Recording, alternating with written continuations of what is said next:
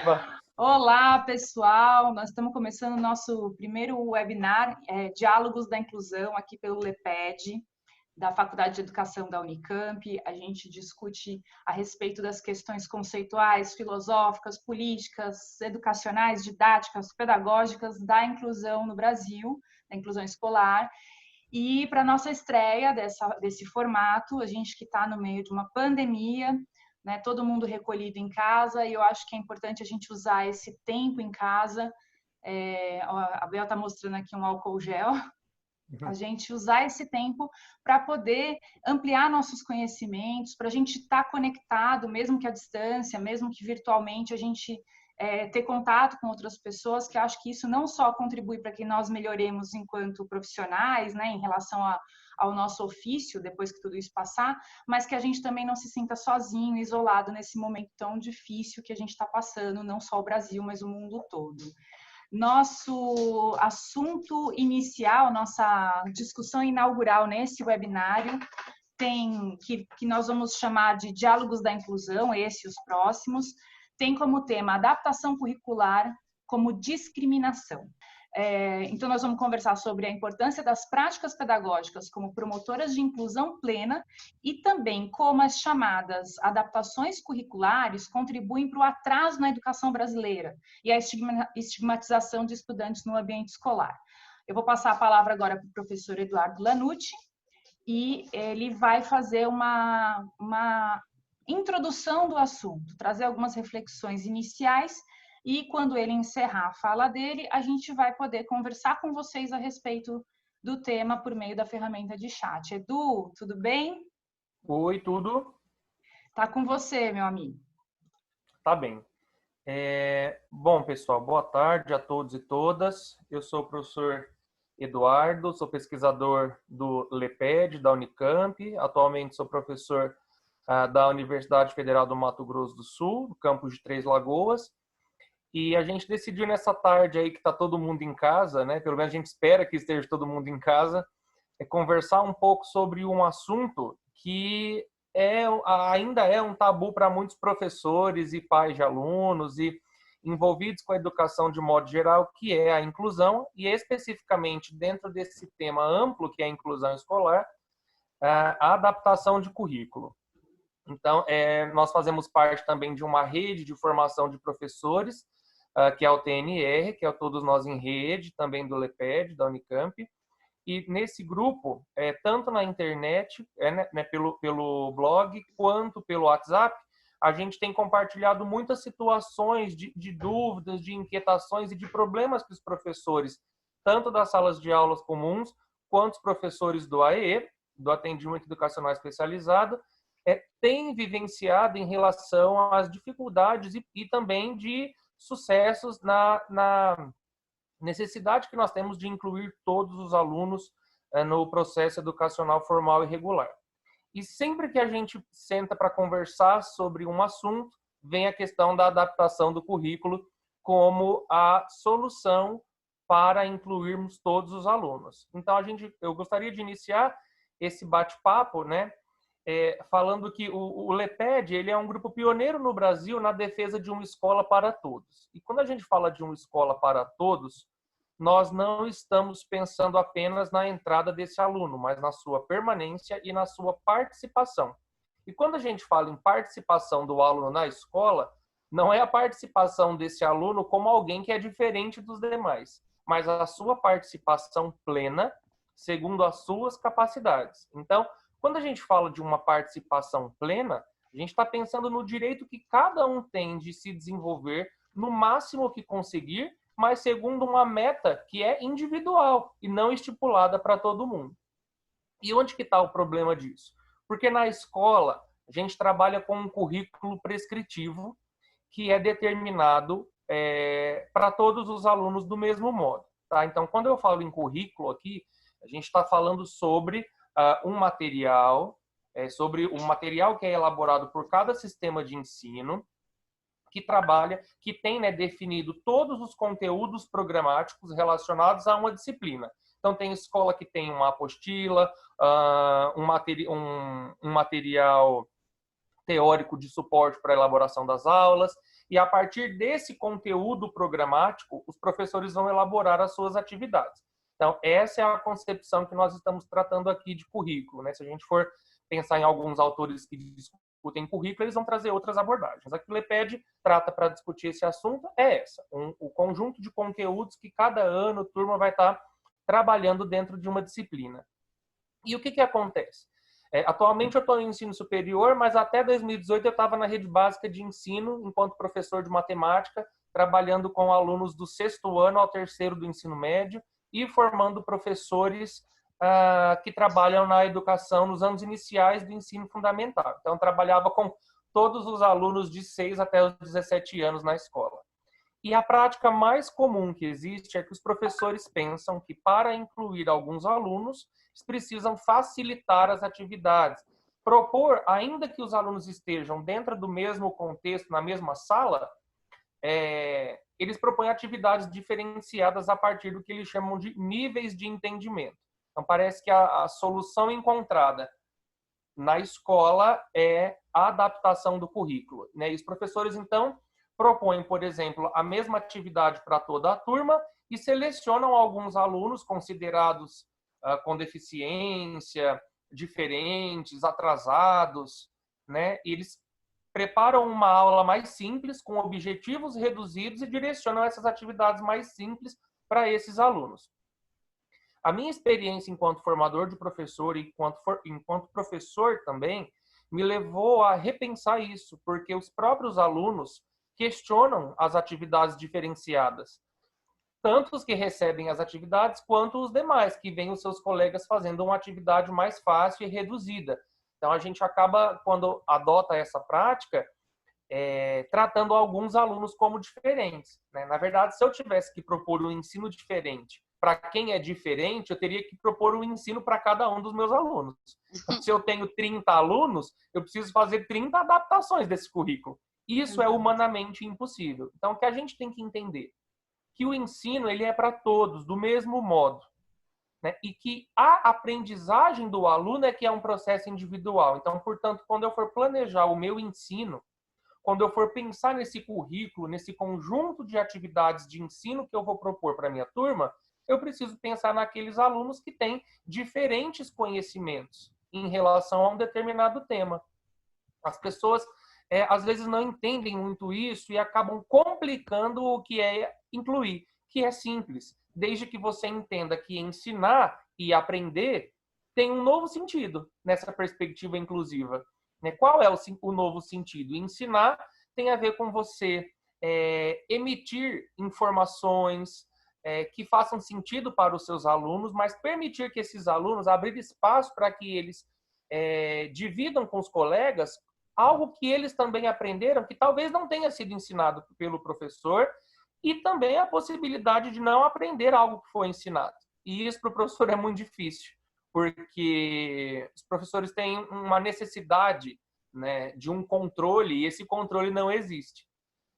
A gente conseguiria mais sucesso em uma aula, no sentido de incluir todo mundo, se a gente pensasse, então, em atividades diversificadas e não adaptadas. Algo que foi adaptado, ele não foi pensado para todo mundo. Ele foi pensado para alguns, né, a partir de um modelo pré-concebido, no caso aqui de aluno, e aquela pessoa que supostamente foge a esse modelo, a gente vai fazer uma adaptação. Então, é uma integração camuflada. A adaptação curricular, ela camufla a inclusão. Camufla a exclusão, a integração escolar. A inclusão escolar exige do professor uma nova demanda de trabalho. E qual é essa demanda? Justamente lidar com a diferença de cada um dos seus alunos. Então, o que eu fiz nas minhas aulas? Eu propunha atividades nas quais cada aluno pudesse participar do seu modo. Se eu penso, por exemplo, que uma aula puramente expositiva vai atingir um determinado público na minha turma, eu posso, então, pensar em atividades que tenham entrevista, uma aula passeio, pesquisa, seminário, a leitura do livro, a aula na lousa também, que não deve ser descartado de modo algum, mas pensar, então, em uma aula que é rica em recursos para que cada aluno possa escolher o seu recurso para ter acesso ao conteúdo que lhe faz sentido. Então, os recursos eles devem ser adaptados caso exista uma necessidade. Por exemplo, quem tem baixa visão, a gente pode fazer o aumento da letra de uma apostila para ele ler um texto. Eu posso trabalhar com braille para quem é cego e quem gosta desse recurso, ou eu posso gravar um texto em áudio para um aluno escutar. E o mais interessante, por exemplo, uma vez eu gravei um texto em áudio e dei para o meu aluno, um aluno cego que eu tinha na escola, e toda a turma se beneficiou desse recurso, que eles preferiam ouvir o texto do que ler. Então, às vezes, a gente pensa que a gente tem que diferenciar o ensino para um determinado aluno, quando, na verdade, a gente tem que oferecer vários recursos para que cada um possa escolher aquilo que vai utilizar para aprender. E a gente também tem que entender que aprender não é responder como o outro, dar uma resposta padronizada, mas se modificar, se transformar diante de uma experiência. E aí seria muita pretensão do professor querer controlar todas as experiências que cada um dos seus alunos vai ter, né? Então, para encerrar essa introdução ao nosso assunto, tudo isso tem a ver com uma questão que é muito discutido no LEPED, que inclusive tem no nome do LEPED, né? A diferença. A gente está acostumado a criar um modelo de aluno e tentar homogeneizar a nossa turma. Ter um aluno como referência e buscar meios para que esses alunos deem respostas semelhantes, que se comportem do mesmo modo, que aprendam no mesmo tempo. E sempre que a gente tiver essa pretensão tão infundada, a gente vai sair da aula muito frustrado, porque isso não vai ser possível. Então, a gente vai continuar com aquele discurso. Eu não estou preparado para incluir porque eu não tive um curso de formação. Eu aprendi como que o cego aprende matemática. Então, a impressão que dá é que todo mundo que não enxerga vai aprender matemática do mesmo modo. E não tem nada disso. Então, a gente tem que encarar esse desafio e essa revolução que a perspectiva inclusiva traz para a educação e repensar o modo que a gente ensina, não para quem tem ou não deficiência, mas para cada um dos nossos alunos. Perfeito, Edu. Obrigada pela introdução. Para quem chegou agora, nós vamos receber perguntas, considerações, reflexões por meio da ferramenta de chat, né? Quem não achou a ferramenta, ela está no canto inferior, tá? Eu vou dar um olá na ferramenta para vocês verem onde é que ela está. E aí vocês já podem, enquanto o Edu e nós estivermos aqui conversando, por favor, mandem suas contribuições, suas dúvidas, as suas reflexões e também, se não concordarem com alguma coisa, por favor, digam também, porque essa é uma parte importante do diálogo, né? Quando alguém confronta, traz uma outra perspectiva, assim a gente pode fazer com que esse encontro seja bastante produtivo. Então, eu vou ficar esperando aqui as contribuições de vocês pelo chat. E, enquanto isso, eu gostaria de fazer algumas considerações, e eu quero a ajuda da Bel para isso também, Bel, porque a gente pensou em fazer esse encontro justamente porque ontem e hoje foram 2 dias muito produtivos nessa discussão lá no grupo do TNR, né? Que a gente tem um grupo no WhatsApp, não é uma ferramenta boa para discussão, a gente trouxe para cá. Tem uma sugestão aqui para a gente falar sobre o PEI, que é o programa, o plano de ensino individual, né? Cada um chama de um jeito, mas tem uma diferença entre plano de AE e o PEI. Eu vou falar um pouquinho sobre isso, né? E aí aproveito e falo um pouco do papel das políticas públicas.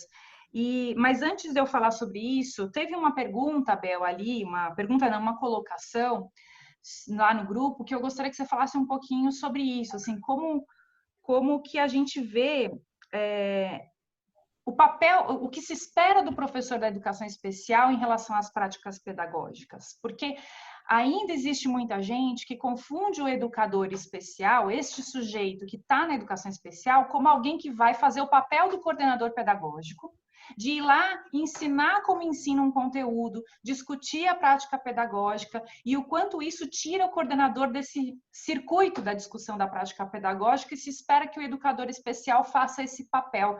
Queria que você refletisse um pouquinho sobre isso enquanto eu leio o que o pessoal está escrevendo aqui também para organizar a conversa.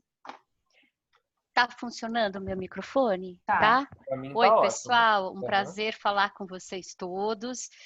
Acho que a introdução do Eduardo foi fantástica e muito bom ver os rostos de vocês.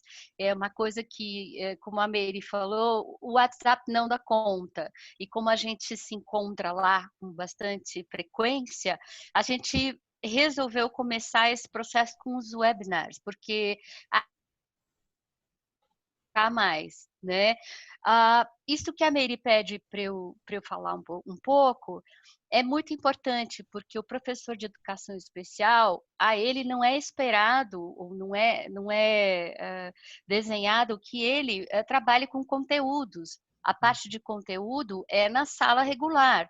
O que é esperado para o professor de educação especial que trabalha no AEE é articular esse trabalho com o professor de sala regular. E esse professor de AEE, ele vai trabalhar as dificuldades específicas de cada aluno.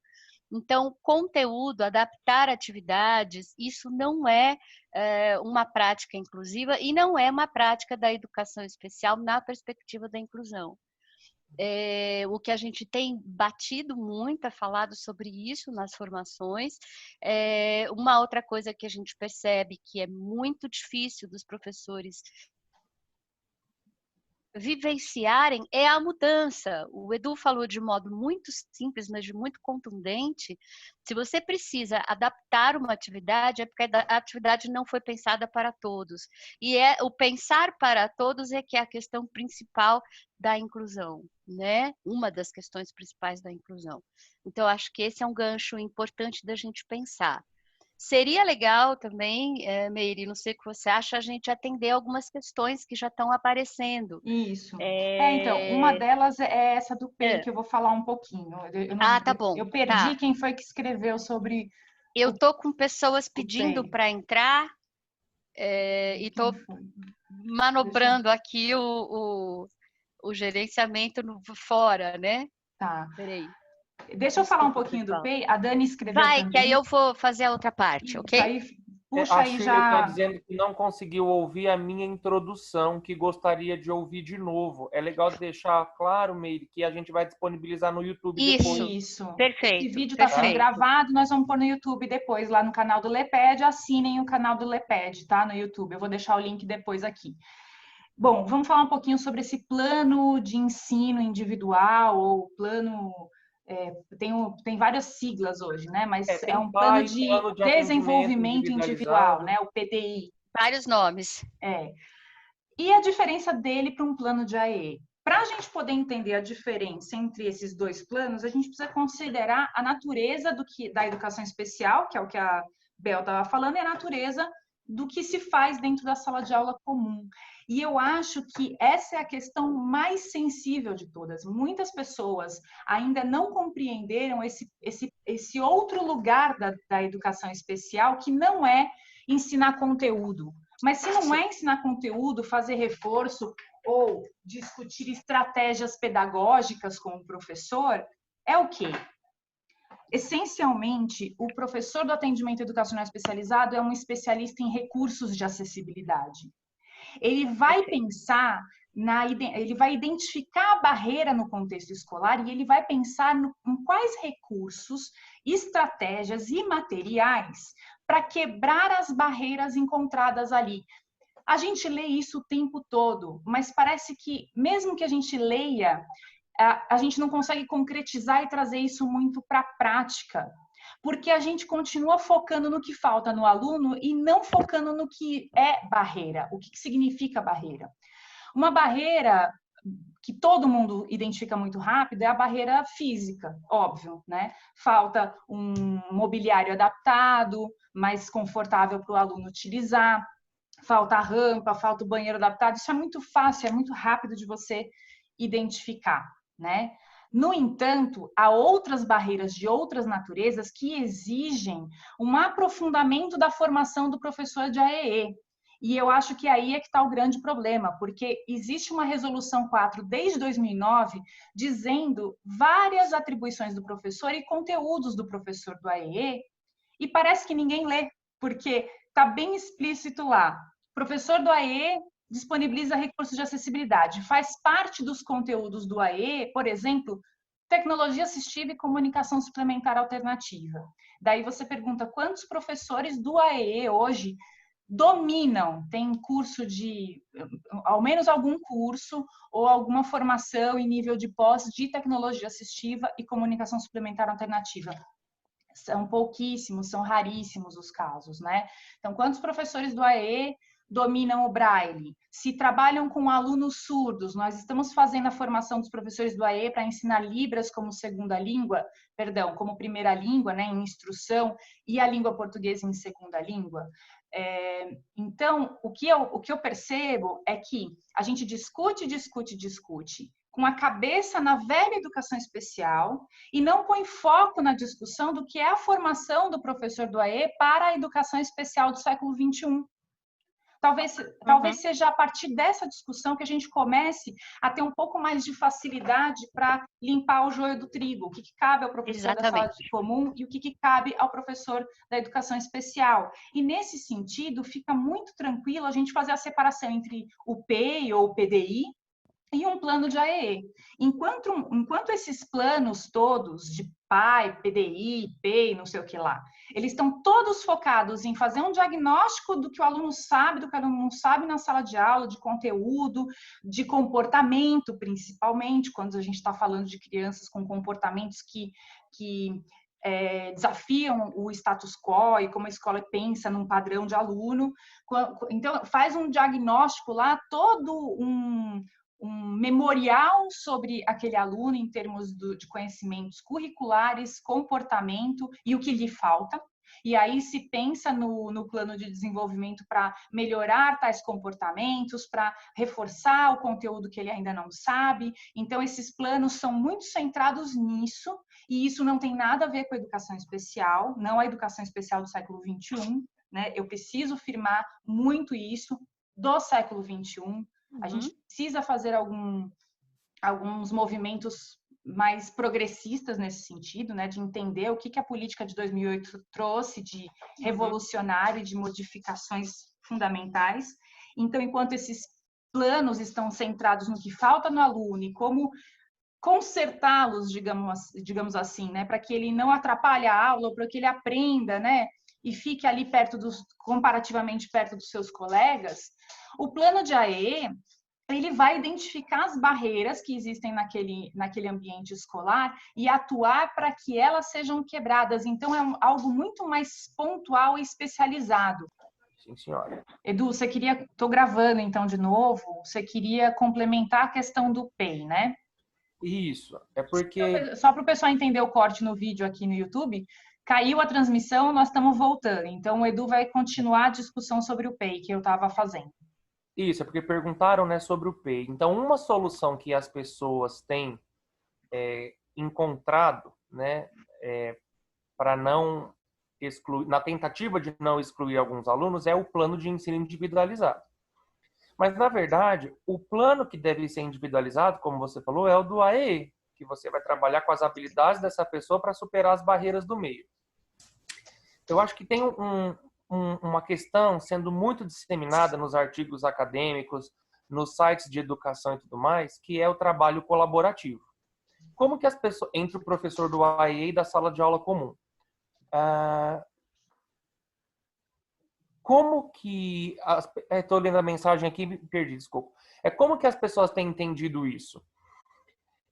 O trabalho colaborativo, ele é muito importante na escola para a gente incluir os alunos com e sem deficiência, né? Porque os alunos sem deficiência também precisam ser incluídos, mas desde que cada um entenda qual é o seu papel dentro desse trabalho colaborativo. Então, enquanto um professor ensina conteúdos e vai trabalhar com estratégias de ensino para incluir todo mundo, o outro professor, que é o do AEE, vai trabalhar com a barreira do meio e com a adaptação dos recursos para que todo mundo tenha acesso ao conteúdo. Então, a ideia de um trabalho colaborativo em que o professor da sala de aula comum, às vezes, transfere para a função para o professor do AE, a função de ensinar algo ao aluno é que está o problema. Né? Eu tenho contato com muitos alunos que estão fazendo estágios nas escolas e percebem essa prática, que alguns professores da sala de aula comum nem se dirigem ao aluno com deficiência e fala que pede para o professor trabalhar com esse aluno como se o AE fosse um reforço. Então, esses são estratégias assim que não têm uma consistência, porque isso vai fazendo com que alguns alunos sempre sejam tratados como os alunos diferentes. Então, é essa a questão que eu queria problematizar, que o trabalho de um não substitui o do outro. Nós não podemos mais pensar numa educação especial que trabalha com conteúdo como se fosse um reforço e que, portanto, substitui o ensino. Ou então, uma prática mais perversa ainda é, por exemplo, retirar alguns alunos da educação física para o professor do AEE trabalhar com determinado conteúdo. Então, por que uma determinada aula é mais importante para outra, né? Como que a gente define isso? E a gente sabe que o AE trabalha-se no contraturno, então quem estuda de manhã vai à tarde para ter esse atendimento individualizado, que não é a mesma coisa que um ensino, né? Acho que é importante frisar bem nessa questão, porque as pessoas confundem bastante isso. É importante você falar disso. A transmissão caiu e eu não concluí essa questão de falar do PEI. O PEI, ele é a capturação do sujeito com deficiência nessa questão identitária, como se só ele precisasse ter identificadas as suas necessidades individuais e, a partir delas, se pensar o que vai oferecer. Entender o processo de desenvolvimento do estudante é algo que o professor da sala comum tem que fazer com todos. Então, só para amarrar um pouco essa questão. Meire, você é contra o plano de desenvolvimento individual? Sou. O plano da sala de aula comum, ele tem que ser para todos, e isso implica que as necessidades individuais de todos os alunos têm que estar ali concentradas, têm que estar ali consideradas. Quando a gente imagina que só porque uma pessoa tem deficiência, ela é a única que precisa de um plano individual de desenvolvimento, nós estamos fixando de novo essa questão identitária, colando de novo um rótulo na cara dele, assim, olha, você precisa do que é diferente, porque você é o diferente, né? Então, o que é plano de sala de aula comum? É um plano de ensino coletivo, é para todos. E aí, dentro desse ensino, que é exatamente a introdução que o Edu fez, o que um professor de sala comum precisa pensar é como ensinar para todos, considerando o caminho de cada um, né? E, ao mesmo tempo, o professor lá da educação especial, quando é necessário, ele vai lá e pensa na identificação das barreiras e nas propostas de eliminação dessas barreiras. E não tem a ver... Olha, eu vou aproveitar que você trouxe esse assunto do ensino colaborativo para dizer para você que esse tem sido um tema que está circulando muito frequentemente, né? Você está dizendo que vem muito desses estudos da academia, né? De novo, nós estamos caindo na cilada da diferença, porque nós estamos reforçando novamente que o papel do educador da educação especial é ficar pensando em como ensinar o aluno na sala de aula. É, de novo, dizer para o professor da sala comum que ele é incompetente para trabalhar com aquele aluno. É reforçar essa estigmatização, dizendo para o professor, não se preocupe, eu sei que você não está preparado, então eu vou lá te ajudar porque você não sabe ensinar para aquele lá que é o diferente. Então, eu vejo com muita preocupação essa ideia, né, porque a gente fica caminhando nas modas, né? E também nos públicos que são preferenciais ao longo da história. A gente não pode esquecer que pessoa com deficiência intelectual, síndrome de Down, há 20 anos não podia ninguém nem imaginar que eles iriam para a universidade. E hoje nós temos vários na universidade, no mercado de trabalho. O que mudou? A deficiência ou a forma como a gente entende a deficiência e pensa no ensino para todas as pessoas? E agora a bola da vez... né? O exótico tem sido o público com autismo, o que me preocupa muito, né? Porque, de novo, nós estamos repetindo práticas do ensinável, não ensinável, treinável, não treinável, que era praticada com as pessoas com síndrome de Down há 20, 30 anos. Então, o que me espanta também é o quanto que são cíclicas essas tendências que a gente tem na sociedade de estigmatizar, diferenciar e excluir, portanto. E pior, porque depois que nós tivemos o advento da inclusão, todas essas práticas de adaptação curricular, de plano para o diferente, só ele precisa de um plano individual, né? Todas essas ideias, elas vêm com uma roupagem nova chamada de inclusão. E isso me preocupa muito, porque a gente vai criando estratégias que discriminam e chamando essas estratégias de estou me preocupando com a inclusão responsável, né? Que é uma grande falácia, na verdade.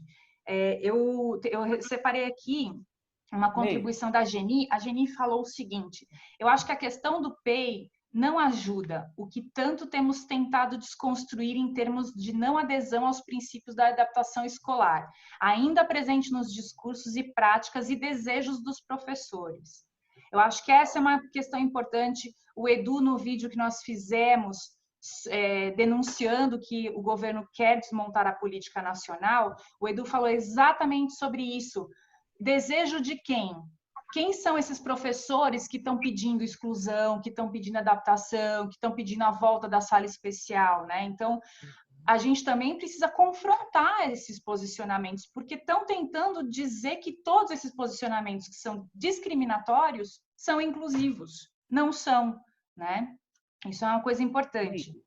E aí, a Dani escreveu o seguinte: qual o documento norteador federal que orienta o PEI exclusivamente ao AEE? Dani, então, só para a gente deixar bem equalizada essa questão, PEI, PDI não são siglas, não são planos com os quais a gente trabalha.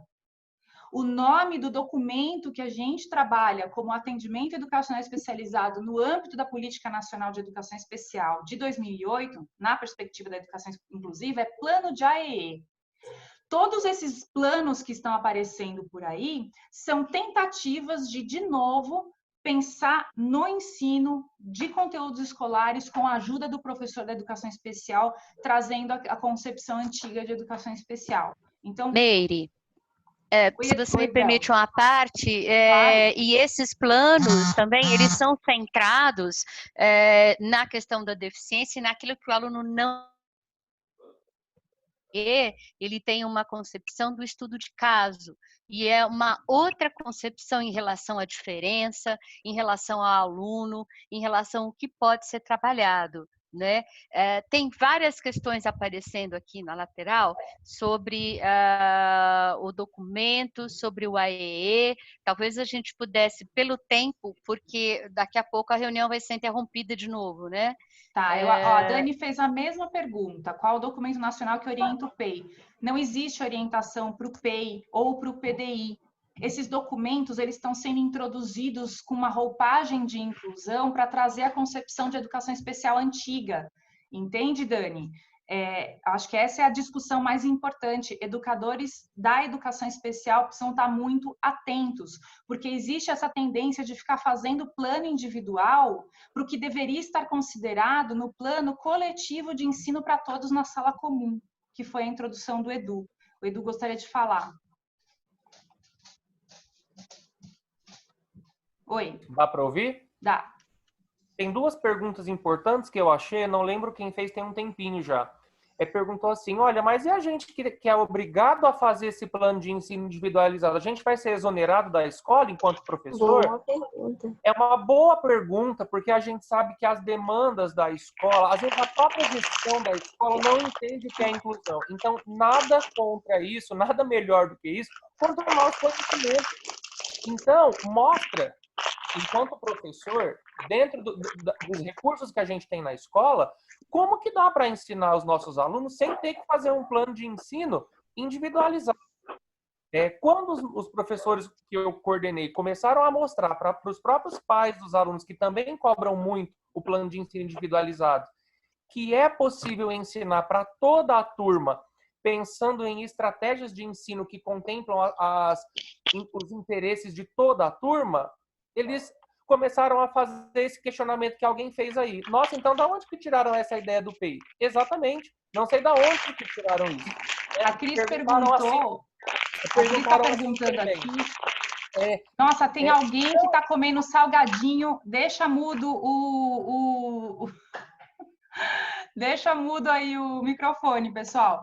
Olha só, a Cris perguntou... E também perguntaram, Meire. Oi. Só uma coisa, falaram assim, o professor do AE, às vezes, tem trabalhado na sala de aula junto com o professor. Pessoal, professor do AE não trabalha junto na sala de aula comum. O AEE acontece, segundo a Política Nacional de Educação Especial, uma perspectiva da educação inclusiva, que inclusive o MEC quer reformular para justamente voltar a não sei quantos anos, né, de retrocesso na educação, não prevê que o professor do AE trabalhe na sala de aula comum. O AE acontece no contraturno. Então, essa é uma prática que não tem o menor cabimento, gente. A gente tem que questionar essas questões. Questionar esse pensamento. Edu, eu vou fazer uma colocação aqui que eu acho que é importante, porque não adianta a gente dizer tá errado, não pode, não sei o quê, porque o dado concreto é que muitos professores estão vinculados a uma rede que institui esses documentos, né? A Cris está falando, se questionar, coloca para fora, né? Se questionar, exonera, ou você pode, enfim, ou você não cumpriu sua obrigação. Então, assim, primeira coisa, gente, para que nós estamos num grupo de estudos? Para a gente ir fortalecendo nossas concepções e entendendo o que é a educação especial e fazendo um movimento crescente. Ele tem que ser expansivo. Nós estamos aqui com 38 pessoas que estão discutindo o quão grave é a gente ter a implantação de planos com essa natureza. Tá? Então, a primeira coisa é que o grupo de estudo não é uma resolução de problemas, não tem resposta pronta. Agora, o que eu acho que é sempre salutar fazer, além de a gente entender o problema, se posicionar a respeito dele, saber para onde a gente tem que caminhar, a gente também tem que considerar as realidades locais. Então, o que eu sugiro é que na hora que você for obrigado a fazer um PEI, um PDI, enfim, da sua rede, tente ao máximo não fixar as respostas que esses tipos de instrumento, que geralmente são instrumentos, né? Ele tem lá, diga tal coisa sobre o aluno. Nesse aspecto, diga isso. Qual vai ser a atividade, papapá? Que atividades em sala de aula são propostas?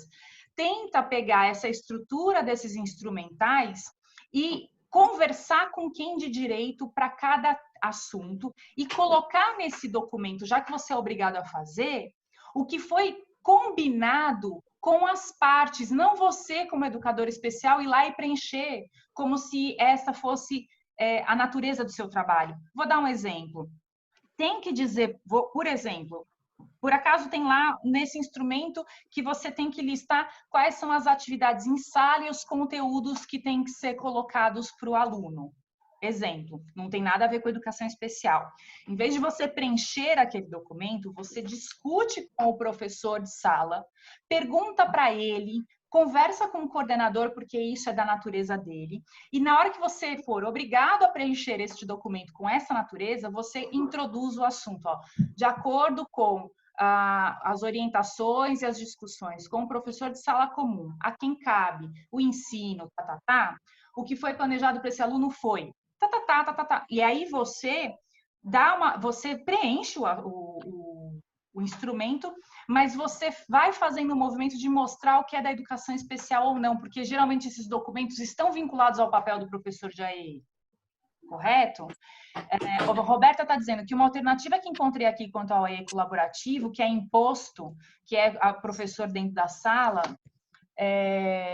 por uma resolução municipal, eu entro na sala, articulo o que é necessário para que todos os alunos possam discutir diversos temas na aula e depois eu saio de cena. Obrigada, Roberta. Essa era outra sugestão que eu ia dar.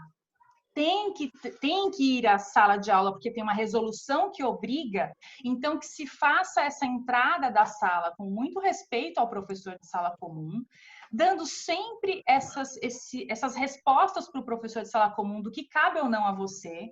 a gente precisa ser criativo nesse momento, porque existe um movimento muito forte de desmontar as inovações da política. E esse desmonte não precisa ser só com um decreto do governo federal, ele vem em doses homeopáticas, por meio desses atributos. Colocar cuidador lá, vinculado ao aluno, que nem uma sombra, colocar professor de AE para ensinar junto na sala de aula, criar esses planos, PDI, PPI, não sei o quê. E aí, essas coisas todas vão corroendo a educação especial, que fala para a escola que ela tem que começar a olhar para o que ela faz e como ela encara deficiência e humanidade. Então, são todos subterfúgios, são estratagemas que são criados para ir dissolvendo a inovação que a educação, que a política de 2008 trouxe, né? Então, acho que um pouco de criatividade e também diplomacia para a gente poder ir trazendo essas questões para os atores corretos, né? Quem tem que discutir prática pedagógica é professor de sala de aula e coordenador.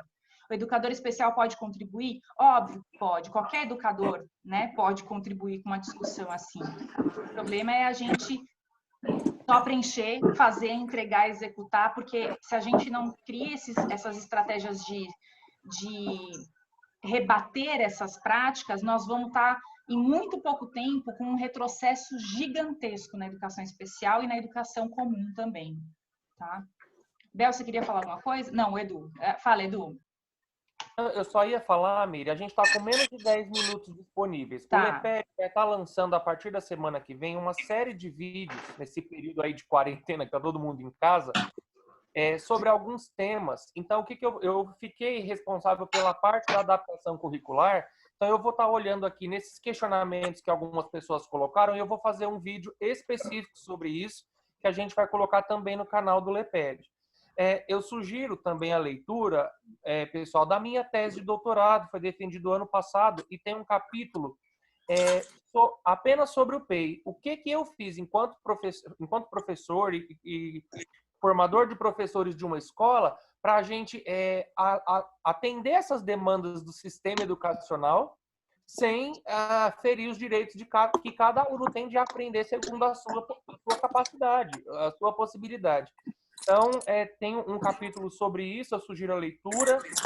Eu acho que isso pode, de certa forma, contribuir para a gente pensar como que eu atendo às demandas do sistema educacional, que a gente não pode, igual vocês estão colocando, perder o emprego, é lógico, mas como que essa prática, como que a gente tem que se comportar diante de uma ordem, de uma norma que está em desacordo com a inclusão dos alunos. Esse é o nosso dever enquanto professor.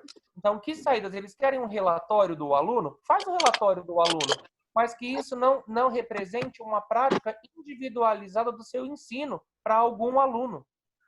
Eu acho que essas questões da criatividade, da diplomacia, são uma forma de a gente devolver essa corrosão. Eles querem corroer o lugar da educação especial do século XXI, a gente corrói esses instrumentos fazendo esses arranjos, trazendo cada um para a sua discussão do que lhe compete, né? Um professor do AEE não tem que cuidar da presença do aluno, porque pela legislação, quem tem que cuidar de se o aluno está vindo ou não para a escola e descobrir o que está acontecendo é o diretor da escola. Então, antes de colocar lá que ligou para descobrir as faltas, tem que falar com o diretor e dizer, segundo conversa com o diretor, as faltas estão acontecendo por isso, isso e isso, e ele vai fazer tal coisa. E não ficar assumindo essas demandas que não são da natureza da educação especial. A gente está com o tempo encerrado, a gente até ultrapassou. A Márcia perguntou se essas resoluções estaduais municipais têm amparo legal, se não tem como barrá-las diante da PNEP que não orienta. Não tem, porque cada sistema de ensino organiza os seus instrumentos da forma como acha melhor. E se está oferecendo a EE, que é direito do aluno, como ele organiza, essa é uma discussão, essa é a nossa discussão, é a gente ir qualificando nesse sentido, não tem como judicializar isso. Tá? A não ser que esse instrumento traga claramente ações discriminatórias. O aluno não vai participar da atividade, não vai fazer a prova, não vai para o passeio. Aí é um documento de discriminação, previsto pela Lei Brasileira de Inclusão e por outra lei de 89, como o PIME. mas o instrumento em si não dá para a gente judicializar o uso dele. A gente pode, aos poucos, devolver a corrosão. Tudo bem, gente? Nós vamos pegar todas as contribuições aqui e vamos considerá-las para a série de vídeos que nós vamos fazer agora na quarentena pelo LEPED, tá bom? Tem gente perguntando quando será o próximo encontro. Pedimos desculpas por cair a transmissão, estamos aprendendo, a gente espera que fique melhor daqui para frente, tá bom? Obrigada para todo mundo que participou. Se quiserem continuar escrevendo aí no chat, pode escrever que a gente organiza outros encontros. Esse foi só o primeiro, tá bom? Obrigada, pessoal. Um beijo.